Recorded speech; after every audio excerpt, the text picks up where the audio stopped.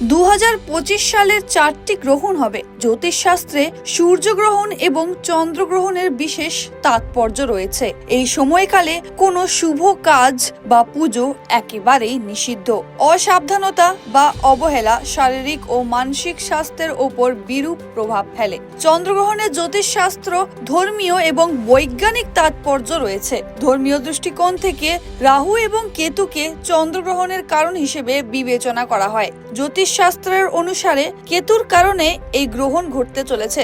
রাহু এবং কেতুকে সাপের মতো ছায়া গ্রহ হিসেবে বিবেচনা করা হয়, যাদের কামড়ের ফলে গ্রহণ ঘটে। একই সময় কিছু লোক বিশ্বাস করে যে চন্দ্রগ্রহণ ঘটে যখন রাহু এবং কেতু চাঁদকে গ্রাস করার চেষ্টা করে। বৈজ্ঞানিক দৃষ্টিকোণ থেকে যখন চাঁদ পৃথিবীর এবং সূর্যের একটি সরল রেখায় আসে, তখন এই সময় সূর্যের আলো পৃথিবীতে পড়ে কিন্তু চাঁদে পড়ে না। এই ঘটনাটিকেই চন্দ্রগ্রহণ বলা হয়।